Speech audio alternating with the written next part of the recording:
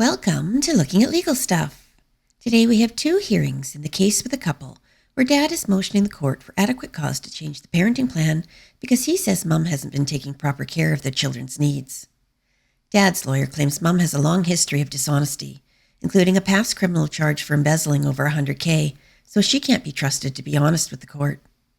They claim Mom is living in a run-down tiny home that has no running water, no phone, and no internet. They say she doesn't meet the children's basic medical or educational needs, and while Mom claims to be homeschooling the children, Dad has seen little evidence of any real schoolwork. His lawyer claims Mom wants to live out her little house on the prairie fantasy, but she can't even look after her animals properly, which led to animal cruelty charges. What does Mom have to say about these accusations? Let's find out.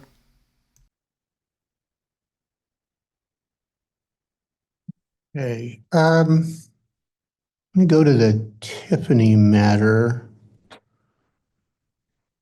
This is 24-3-43508.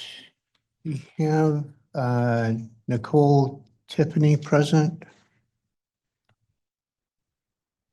Nicole Tiffany. She was online previously. Wait a minute, here we go. People have jumped in here. Not seeing her. You want to come back to it? We can come back to it. I was, for some reason, I had a note on here that this was noted on for.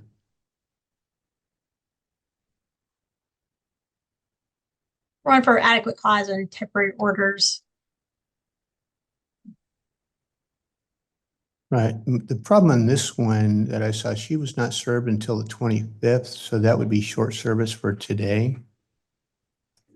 I don't mind sending over because she served us yesterday with her response. Yeah, and again, addressing, I've not looked at that response in part because of the time issue on the filing of that response, as well as the concern about the length. But my inclination would be to set it over a week to the 22nd. Okay. And then we can address any of those other issues. Okay, let's do that over 1 week. Okay. Over 1 week, on 1 week to the 22nd. Thank you.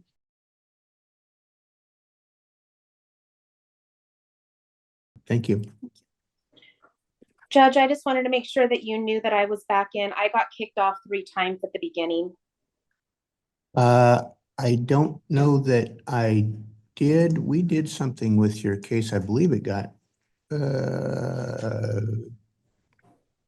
got over 1 week, Your Honor. it's over 1 week. That's correct. No, are we able to, I'm sorry, I got kicked off 3 times at the beginning and had to keep going back in. We can't take care of it today? It's actually short service for today, so I haven't reviewed the documents. Oh. So there was a lot of information there. And then I don't know if you received, there was a motion to exclude or objecting to your pleadings. So you probably need to take a look at that if you've not received that. Objecting to my pleading? Correct. As to being their timeliness and the length of them pursuant to the court rules.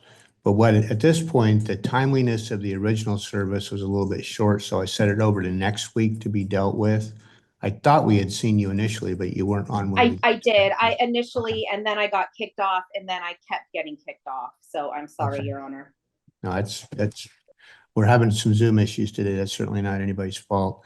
So it's set over 1 week to the 22nd, and you should have, I assume, Ms. Baldwin, that you sent your objections to her. I did, Your Honor. Okay, so you should, if you haven't received those, you'll receive them shortly, and then we'll address all those issues on the 22nd. Okay, thank you, Your Honor. All right, you're welcome. Tiffany and Tiffany is 24-3-43508. See, Miss Tiffany is on my screen. This is on for adequate cause today.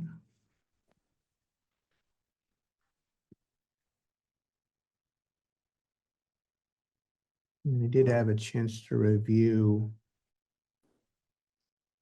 the motion for adequate cause, at least some of the responses that were within the length limits. And then I did see there was also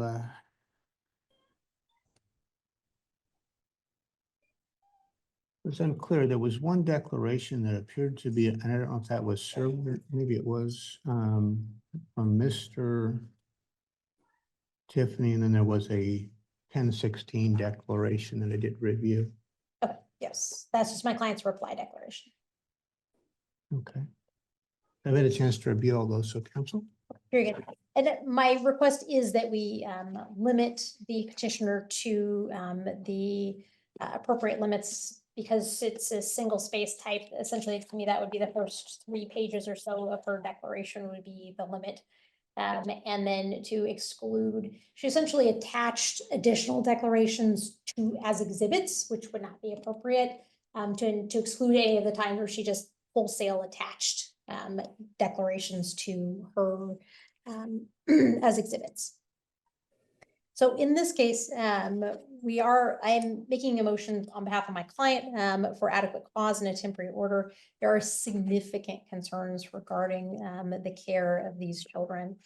It is important to note that there are crimes of dishonesty and a history of dishonesty on the part of the petitioner, and that's why we did submit the criminal pleadings and her subsequent guilty pleas, embezzling hundreds of thousands of dollars, and so we do think that that's relevant when we're looking at historic issues and as far as integrity. It's critical when we look at the conditions that the children are living in. They're essentially living in a very small RV. People want to term these tiny homes, but it's a trailer on wheels. It's designed to move. It's an RV. My client says there are periods without running water. There's still a question about what's happening to the wastewater from the home, whether or not there is proper sewage disposal and black water disposal, a safety, which is a significant safety concern. My client relates in his declaration as to seeing essentially the bucket on the porch that was being used for the children and presumably the petitioner to use the restroom. And all of this is really related to a change of location by the petitioner that's resulting in the children being incredibly isolated. This is essentially a teen and tween age boy and girl. So this is a 12 and 13-year-old children. This is a 1-bedroom unit for 3 people. The space that the children are sharing is incredibly cramped. They can't even stand up in the space. It's not a bedroom in the space that they are given. The photos my client provides show really just disarray around the tiny home and the porch. I would argue photos taken by law enforcement show similar conditions. So while the petitioner wants to say, oh, it's all fine and perfect now, that is not the conditions the children have been living in. And that's indicated by my client and also the pictures taken by law enforcement. These are extremely poor conditions. And it's currently unclear if the well water being used is safe and potable water, or if it's just a well that's been dug and is being used without any checking. This is children who are being incredibly isolated. This location has no phone, so there's no house phone, there is no Wi-Fi, there's no internet access, so they don't have satellite internet or something in the alternative. There's no cell phone coverage where these children are. They are off the grid entirely. There is no way for them to call 911. There is no way for them to call their father for help. There is no way for them to call a friend for help. They are in a very isolated position, and that makes them extremely vulnerable. When you look at these children's care, it's extremely lacking and deeply concerning. My client relates the children being placed on diets at various times when the children have never been overweight whatsoever. My client talks about the lack of basic needs, and that even when my client works to sort of meet those needs and says, hey, I'll send you home with extra, what do you need? And the children don't feel comfortable being able to take those items home because mother would essentially be offended and be angry about that. So children are essentially like, we'll leave it because it's not worth sort of the wrath of the other parent to take those items home, even if they're basic needs, things like toothbrushes and shoes. It's just not worth it to them to suffer the wrath of the other parent. These are children who are effectively being unschooled. My client talks about the children essentially learning fire building for an entire week. And despite sort of shoving into the court record, here's this beautiful thing I pulled off the internet, my client relates, but when you talk to them about, oh, right, you tell me you learned about the Constitution, tell me anything about it. And they can't tell them one thing about it, not one basic fact. So the reality is that it's very much children that are being unschooled. There isn't evidence that these are children who are learning, and the clear indications are that these children are far, far behind their peers that are their age. The testing that the petitioner provides is wholly unchecked. It's essentially an online thing. It's unproctored. It even says on itself, it's untimed. It's a grade level below where these children should even be. And there's no indications that they did it themselves. Frankly, mother could have clicked through and done it for them. So again, huge concerns. Again, this leaves the children extremely isolated and without ability to really seek help and seek others. And I would argue that it really harms them in the short term and in the long term. Children who are not educated are not able to function in society. I think people have this lovely image of, well, my kid can learn to weld. It's like, yeah, but if they can't process a payment on an iPad, they probably can't figure out a job either. And so even if they are a great welder, they can't have a business because they don't know basic math. So this is just sort of this pipe dream fantasy that isn't going to work for these children. It's very clear that the mother is engaged in intentional alignment and abusive use of conflict with these children. She had both children write declarations and submitted them to the court, wholly inappropriate, directly involving the children in the litigation. And she's done so because it's a means to an end. And frankly, these children have no ability to say differently. I never blame children in these situations. These are children who are completely isolated and cut off from any ability to seek help. They have no ability to bite the hand that feeds them. I think even the most unschooled of children recognizes the position that they're in. When we look to medical care, these children have no primary provider, no healthcare provider. These are just the kind of kids that would just show up at the ER for healthcare support. There's refusals to provide essential care. So we have a child who's getting stitches, and the mother sort of gives this as a prime example of, look how great I am. A kid needed stitches and I got them for him. Great. But then the physicians say, yeah, but that child needed a tetanus shot. And she said, no, thank you. I won't have him vaccinated for anything. Even when the physician says, these kids really need this. This child was injured. You're living on this hobby farm that's in disarray, that's very dangerous. And she says, no, I'm not going to do that. No indications that she reaches out to my client, no indications this is a joint decision. Instead, mother, in her responsive declarations and materials, just sort of puts forth a bunch of Facebook conspiracy, and it's largely just, hey, nobody's died of the measles in this county lately. But she doesn't talk about people who have been gravely harmed, people who have had long-term illness and long-term impairment because they weren't vaccinated. So again, it's sort of, I'll believe the internet and I'll believe Facebook and the things that I can Google instead of physicians and the people that actually see these children and care about these children. My client talks about unmedicated needs for ADHD, that children who need evaluation, testing, and diagnosis, that it's very clear a child who overtly does stimming behaviors and a child who clearly needs an evaluation, and mothers declining that and declining medications for that child. The daughter gets migraines, and again, mother won't seek treatment, won't allow for medications. The son has regular sinus infections, and the mother's response is, instead of allowing that child to have antibiotics or to get well in a reasonable time frame, I'll just rub some oil on it and we'll call it a day. So again, allowing children to suffer because mother wants to believe sort of in her fantasy of what she wishes life was. And it's, mother doesn't work. She doesn't have any intentions of working. This is just sort of, I want to sort of live on a farm and pretend this is my life. when it's not working out.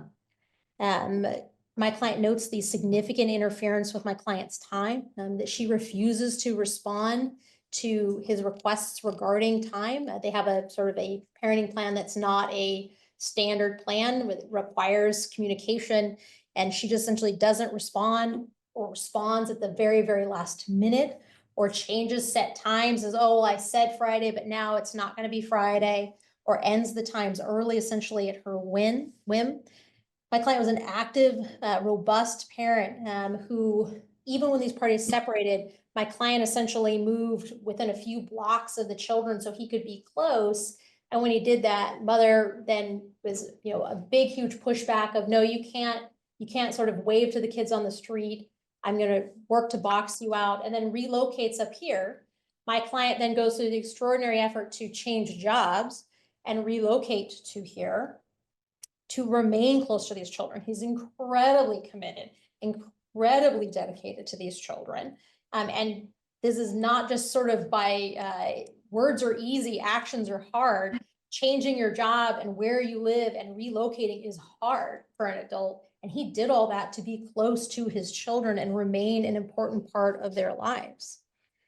The respondent or the petitioner in no way responds to her pending criminal matters. She has two pending, or they've been, I think, consolidated now to two charges regarding animal abuse. I'm And sorry, I don't remember seeing anything about that in any documents I received. we filed them. So I did not receive anything in the documents that I received from you.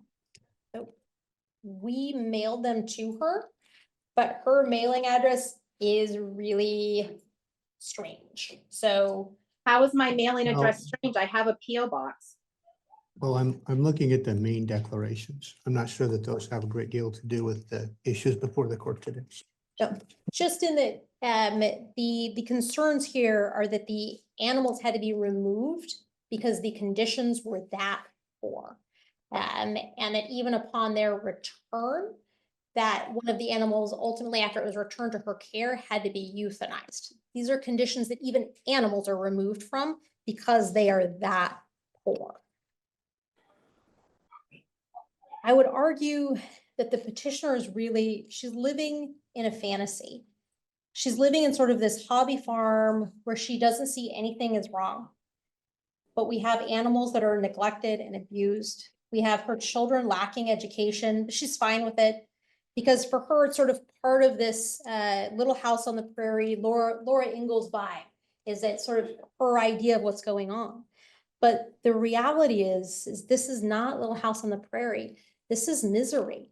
This is a case where she is handicapping these children so they can't leave her, so that they are in a position where they are uneducated, they are unwell, and there is no ability for them to escape. These are children who are gravely at risk. These are unsafe conditions. This is unsustainable. We are asking the court to grant our temporary order. All right, Ms. Tiffany, the response. I will indicate we do have some limitations on the amount of declarations that are filed, so I have only considered at least the initial pages of your documents up to the limit of that. So, but I'm sorry, Your Honor. I didn't realize there were limits. I was just trying to do the best I could to provide all of the evidence that would basically contradict the lack of evidence that Mr. Tiffany has provided. No, I understand. I'm just letting you know that I did review your documents that were filed, and the ones that fell within the limits I have considered. So okay, all right. There has not been any significant changes to justify, I feel, the change of the parenting plan. It has been 2 years since I moved from the home in Vancouver. When we separated, Mr. Tiffany actually lived at a few different locations. I'm not sure exactly where all he lived. He did live with his parents, which lived considerably a distance away for several years. And then only a year prior to us relocating, he then moved to Vancouver to be near the kids. So when we moved, it was not that we were moving, that he was with them all the time and that we made a substantial move. The move was a result of some financial circumstances, and it did not affect Mr. Tiffany's visitation at the time or the children's education. We moved in with, once the sale of the house, which Mr. Tiffany was aware of was happening. Upon the sale of the house, I did notify Mr. Tiffany that I accepted an offer when we would be moving and that we would be staying with my parents until we figured out what would happen next. At the time of our move, in fact, Mr. Tiffany lived in a 1,300 square foot, 3-bedroom ranch style house. And when we moved, he lived alone. His girlfriend lived in Idaho. The kids told me that she was moving. Hold on, you can't tell me what the kids said. That's Okay, so they lived in Idaho. She lived in Idaho. Then she was apparently going to be moving here and they were going to buy a home together. So this basically all was happening at about the same time. So he did not uproot his life and have to move due to my moving. He himself was going to be moving. His girlfriend was moving here and they were going to be buying a house together. As far as his having to change his work, Mr. Tiffany works for the railroad. He is able to go wherever his seniority takes him. In fact, during our marriage, he worked out of the Longview terminal several times. He would drive from Vancouver up to Longview. He worked from there. When he lived in Vancouver, he worked out all the way out to Wishram. He worked in Portland, Albany. He worked in Seattle. Hold a second. I'm sorry. This is far beyond her declaration. She's just You need to keep your commentary within the declaration that you filed. Okay. All right. So our move was not like extraordinary. He lived in Vancouver and eventually we bought the property out in Castle Rock, which is still only an hour drive. So if Mr. Tiffany had decided to stay in Vancouver, it would not have affected his visitation because it wasn't really any further than when he drove from his parents' house to pick up the kids. And I would have been happy to meet him in the middle. Mr. Tiffany has claimed that the children are behind in school and have poor health, but I have provided evidence contrary to that. I don't know what they're talking about with the daughter having migraines. She does get headaches sometimes, but headaches happen sometimes. Our son does not get chronic sinus infections. He does suffer from seasonal allergies. And as to having ADHD or autism, he does not have he is able to sit, do his homework, read his book. That is not the case. I don't know what all you reviewed. Did you review the test scores, the testing that I had submitted and the medical records? I reviewed the exhibits that were attached to your Oh, declaration. okay. All right. And then also they are claiming that the home is in primitive conditions. We have running water. We have a shower. We have facilities and a washer dryer. And like I pointed out, even they're saying that because we didn't have we don't have a washer and dryer. There's a lot of people that don't have washer and dryers. That's what laundry mats are for. As for communication, yes, I was unable due to the tree cover and due to the mountain being positioned. I was unable to get internet installed. I did try. However, our neighbor that is very close was able to get internet. And so I do have internet access out there. We don't use it a lot. I just have to step outside and I'm able to connect to my neighbor's Wi-Fi, which I do communicate with Rodney all the time. And by that, I'm able to make Wi-Fi calls that way. And if there ever was an emergency, we actually have neighbors that are our next door neighbors are quite close. We are, they live close. We're close with them. They would be there in an instant if we ever needed any assistance. And we do have a way to call and to get emergency. This is all beyond her declaration. You can stay within your declaration. Okay. All right. Sorry, Your Honor. I'm trying to remember exactly I'm trying to respond to what was presented. So I do have access to phone just by stepping outside. Yes, we do not get cell service there, but I am able to make Wi-Fi calls from my property.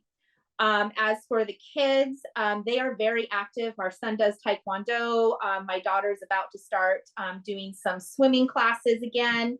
Our daughter and I have, we do the ukulele class at the library on Friday. We go to the Longview Library weekly, and the kids do research things at the library. They can find books, they can look stuff up on the internet. They're actually, as I speak, I'm technically actually in the store. Declaration. They're Stay within your currently, declaration, ma'am.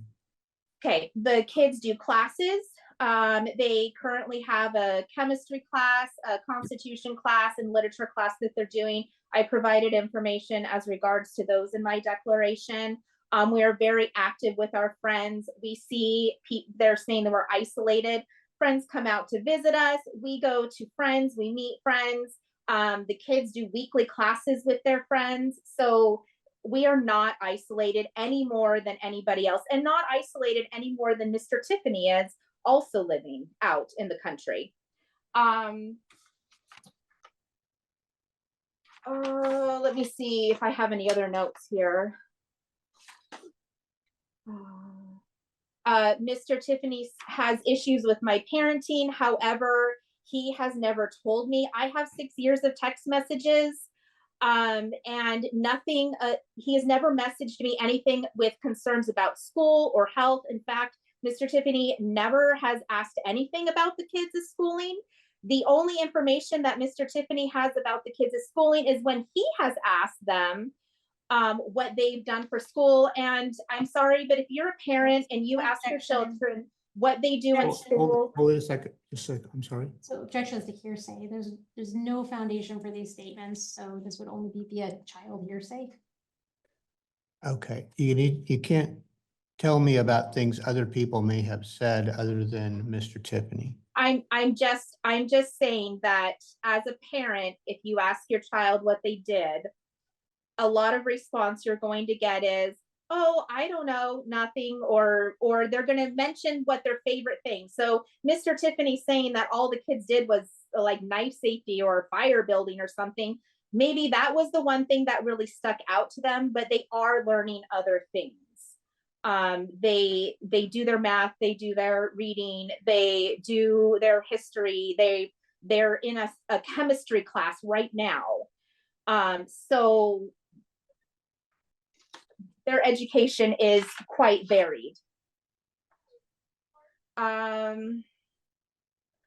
am asking that there is not adequate cause for changing the parenting plan. And I just ask that before we make any changes to the plan, that I would recommend that Mr. Tiffany and myself try to work out some of these differences that we have. And like I said, Mr. Tiffany has never brought up any of these to me at all. I have no record of this. He has simply presented this case. He and his wife recently got married, and now they want to have the kids live with them full time with her daughters and go to the school that her daughters go to. But I have homeschooled the kids for 6 years, and they have lived with me for 6 years. They have told me that they do not wish to live with their father. I can't. You Okay. can't tell me what the kids are saying then. All right. I'm sorry, Your Honor. I was not able to get any legal aid before this. I reached out. Nobody was available. They said that nobody would be available for a few weeks still. So I've been trying to figure this out on my own. So bear with me. I'm sorry. I tried to prepare the best I could. Fine. Okay. So I reached out to Parents Place in Longview and asked them for some advice, and they have a children in between class that she recommended, maybe something like that for us to be able to have some better communication. And before we would go with opening up and doing an adequate cause to change the parenting plan, I'd like to, if possible, do some co-parenting counseling together. So maybe we can work out some of these issues that Mr. Tiffany might have. Like I said, I was not aware of these. He's never communicated any of this to me. So I would like to go that route first and see if we can maybe come with come up with some compromises.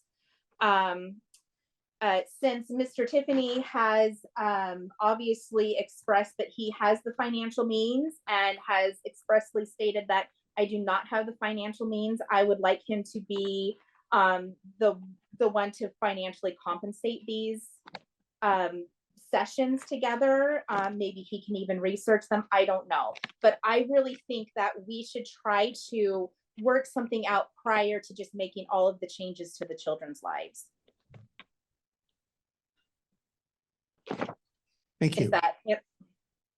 Thank you, Before we do anything further, Council. I'd like the court to require Miss Tiffany to provide me her PO box address.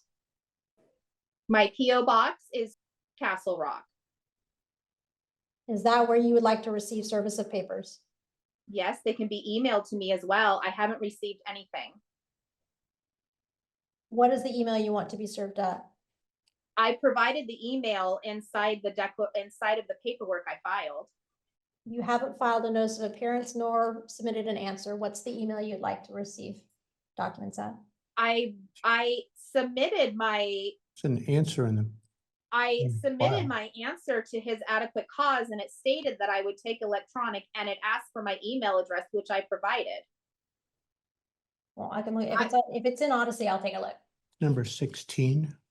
And like I said, the only documentation I have received from Ms. Baldwin is the original documentation that was hand delivered to me on September 25th. I have not received any other documentation from Ms. Baldwin. If it's in Odyssey, I'll take a look. Yeah, it's definitely, it's number 16. Okay, I'll find it. And so I would ask the court that any additional paperwork that was filed to not be included as part of this, since I have not been privy to it. I don't know how to properly go about that. But I have not seen it, so I do not think it should be able to be included in this. All right.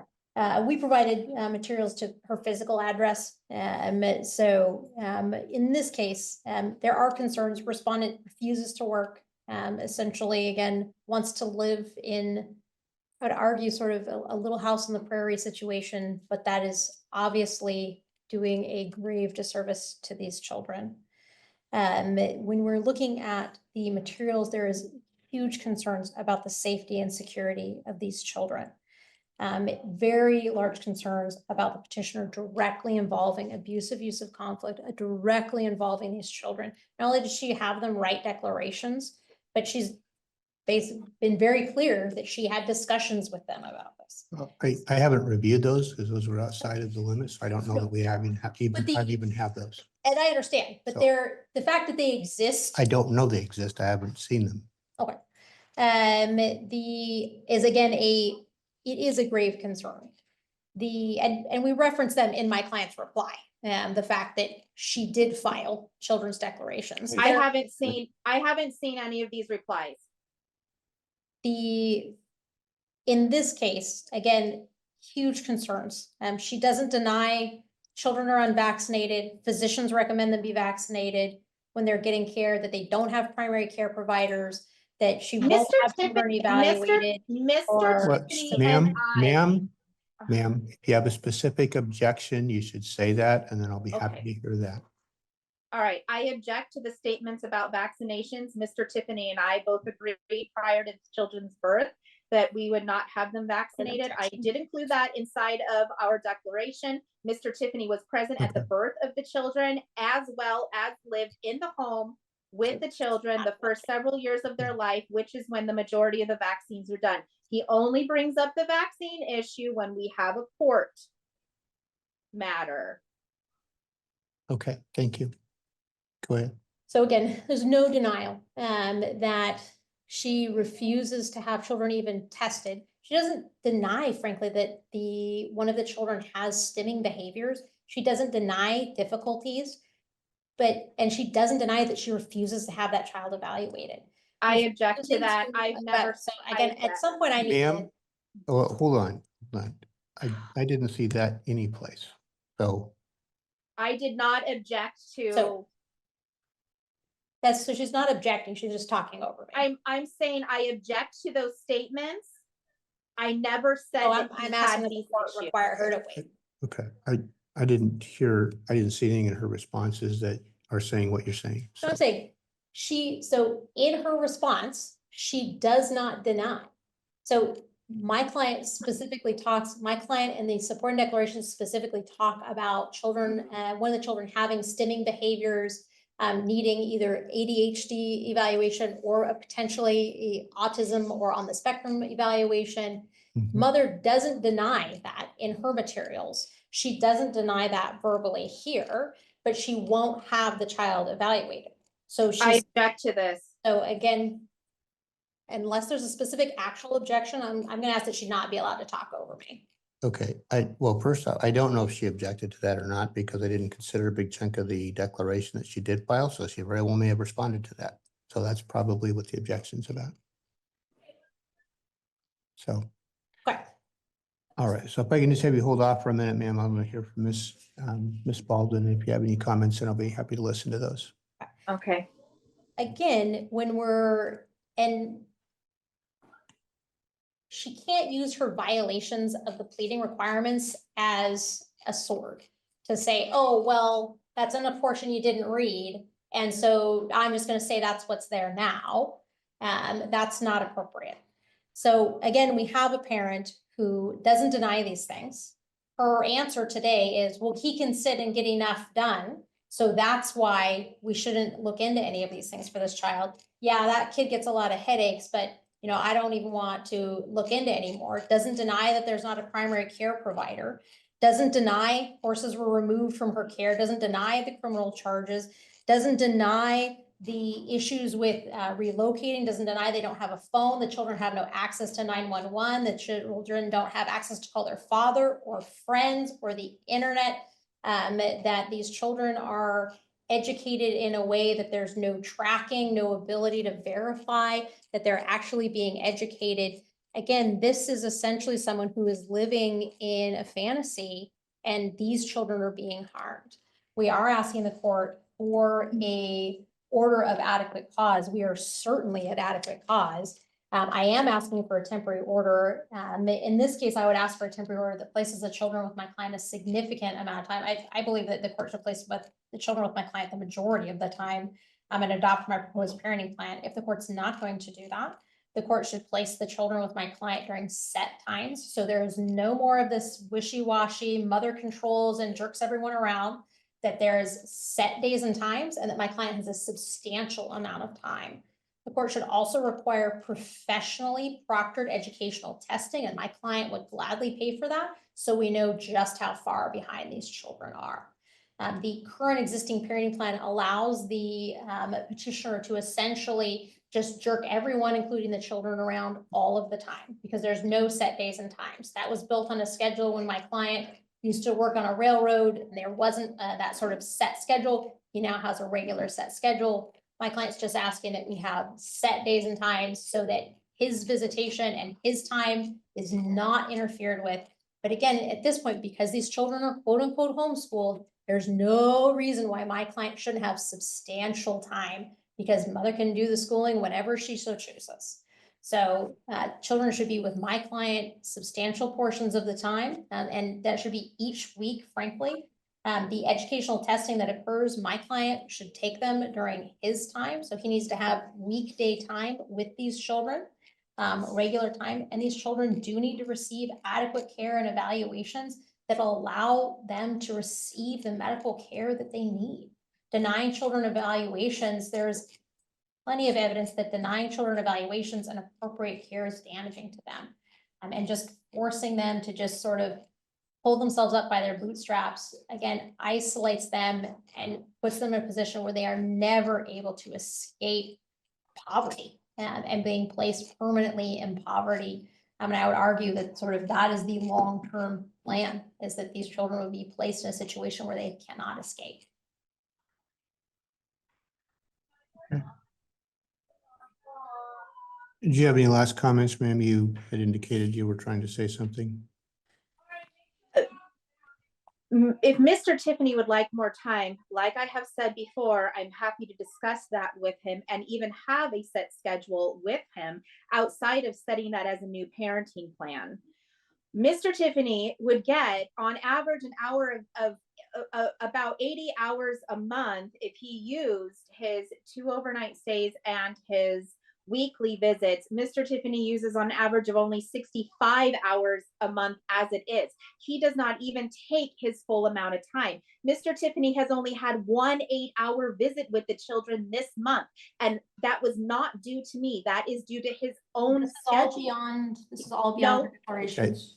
All right, ma'am. So I just, my question was, you had any comments about the comments that were just made? Well, my comments are that a lot of it is I object to a lot of the comments. I do take care of the children. The children are fed, the children are clothed, the children are washed, the children are educated. Yes, we live out in the country. I do not live in a fantasy. Yes, we do live in a tiny house, but it is when we sold the house in Vancouver, it is what's financially feasible. We enjoy it out there. I just, honestly, Your Honor, I don't really know what else I can add other than there has been a lot of lies said about the situation. And Mr. Tiffany recently was married, and like I said, now is wanting to make these changes. If he would like to have a set amount of time, like I have said before, I am totally willing to make that available. He is the one who has refused over the years to have any kind of set schedule. And whenever he messages to say, hey, are the kids available this week? I always make sure that they're available. I provided the last 3 months of text messages, which shows every time that he's requested to have the kids, I have made it available, and I've never once, I do not change the times that he has them. So I honestly do not know where she is coming up with that I deny him visits or that I change the times, because I do not. I thought it was working out fine. Like I have stated over and over again, when I received the documents, this is the first that I heard of any issues that Mr. Tiffany had. If he had any issues, I really wish he would have brought them to me instead of just instead of just going this route. All right, thank you. So in reviewing the documents that were properly before the court, number of the concerns that are raised are addressed by Ms. Tiffany's response, particularly with relates to the condition of the home. It seems to me under the statute, there's a couple of things. One is under 2609. There doesn't need to be a significant finding of substantial change in order to address visitation sorts of things. It seems to me this is a case that it appears was the parenting plan was created in part because of his work schedule. It's what it seems to reference. So that's significantly changed. Parties have both relocated different work things. So it seems to me that there is grounds to take a look at what the visitation should be at a minimum. In looking at the totality of the information before the court, I think there is adequate cause to take a look at this. So I am going to authorize adequate cause today. And that's really based on the conditions that, and again, I understand there are some challenges with regards to some documents going back and forth, but there was a declaration in the court records about some pending charges having to do with this animal situation. That does raise a question of the adequacy of the situation out there. It seems to me there's running water. There's, I don't know all enough about that, but I think it's sufficient to have a guardian ad litem take a look at things. So I will authorize that. Can you explain to me? I don't know any of I don't know any of So I'm this. authorizing adequate cause for the court to take a look at the parenting plan at this point. And I think probably our next step is a appointment of guardian ad litem in the case. Under the statute, I'll authorize a show cause order on the temporary orders. I'm not going to address temporary orders today because the statute requires show cause order to be issued first after today's hearing. It's on 2609-270. So if you want to provide a show cause order with temporary orders, I can take a look at that. Can you explain that to me, Your Honor? I don't know. Are you I'm saying not that- making any changes today. I'm going to authorize adequate cause so the case can move forward. And I'm at this point, given the allegations, it seems to me that probably a guardian ad litem should be appointed at this juncture. And do we have, who's our next three on that? Karen Lawrence, Amy Trimble, and Ann Height. So the way this works, ma'am, is we have kind of a rotation of our guardian ad litems. These are folks that look into a case and report back to the court as to whether there should be a change, what it should be, if anything. We have Karen Lawrence, Amy Turnbull, and Ann Height in that order. You have the ability to object to any one of those, but I would appoint in the order that I just gave you. So Karen Lawrence, Amy Turnbull, and Height. So do you have any objection to any of those folks? I do not know any of them, so I don't know what I would be objecting to. Okay. And First on the list, Miss Lawrence is fine. Ms. Lawrence, okay. So we'll appoint Ms. Lawrence, who would be next in line. At this juncture, I don't know that I have information about, sounds like mother's not currently employed, so We don't have any information. She sold the house. We don't have any information about proceeds of the house. So I would ask that the court just make the guardian ad litem fees 50-50 for now, and then we can readdress it at another time. well, my concern is I want to get them started. I do not have, I do not have funds to, I don't know how much something like this would cost. And I don't believe I would have funds for, I don't know what is all involved in this. Since Mr. Tiffany is the one who is pursuing this, I would ask that Mr. Tiffany provide the financial funds for this. Well, like it's the- based on your incomes, which I don't necessarily have. I don't have worksheet because this is a The case. last worksheet is 63%, 36%. So we just adopt the last worksheet percentages. Do you know what, was that filed here? It wasn't filed here. No, this is the one that she provided. It's updated. That was the one proposed.